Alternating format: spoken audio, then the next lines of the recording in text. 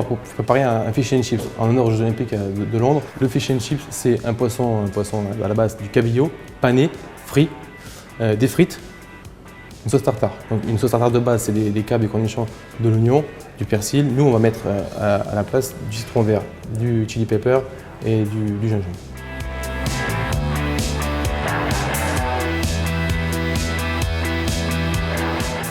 La première étape, c'est les frites. Pourquoi? Parce que les frites, on les fait en 2 fois. On va les blanchir et après on les cuit pour les rendre croustillantes et pour les dorer dans le croustillant. D'accord?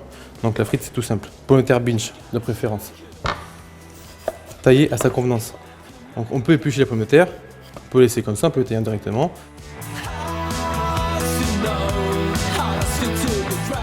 Et la première étape, donc pour les pommes de terre, on va les blanchir. Les blanchir, c'est l'action de les cuire à l'intérieur. On y va. Dans le panier, l'huile est chaude. Donc on fait ça en 2 fois. D'accord? On plonge les frites. Pendant ce temps-là, on peut faire autre chose. On les oublie pas, là elles vont cuire. Alors, au bout de 5 minutes, on arrête. D'accord? Les frites sont blanchies, on les arrête tout de suite. On débarrasse les frites. Alors non pas sur un linge, mais sur un papier, papier sulfurisé.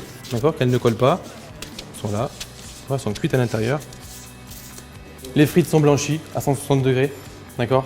On termine la cuisson, cuite à 180 degrés. Donc le but, c'est d'avoir une frite dorée et croustillante. Et le temps que l'on panne qu'on cuise notre poisson, les frites seront prêtes. On n'a plus qu'à manger. Dans un saladier, la moutarde, le jaune d'œuf. La mayonnaise classique, hein. Toujours meilleure qu'une mayonnaise de grande surface. La mayonnaise étant faite, on effeuille le basilic, donc quelques feuilles de basilic, le basilic taille, de préférence.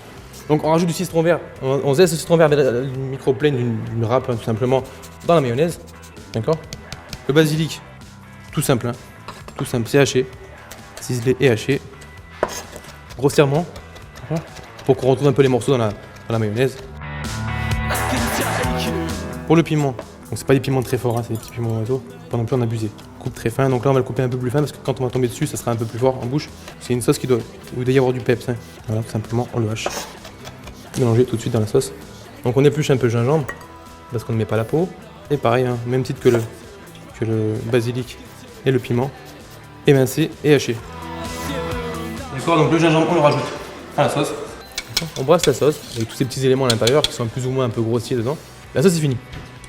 Après avoir cuit, refroidi, mixé puis passé au chinois les petits pois, voici la purée des petits pois.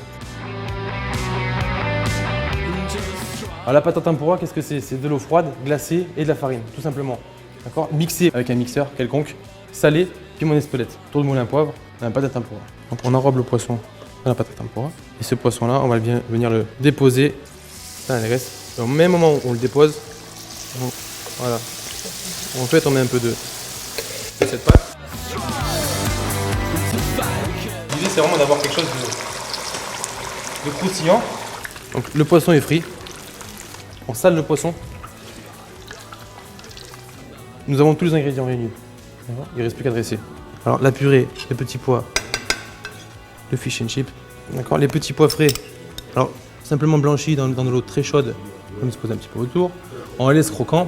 On râpe un petit peu de citron vert pour la fraîcheur. Et on met disposer quelques pousses de petits pois tout autour pour un peu de verdure. Citron vert râpé sur les frites. Les frites, le fish and chips, la purée de petits pois, la sauce tartare revisitée. Bon appétit.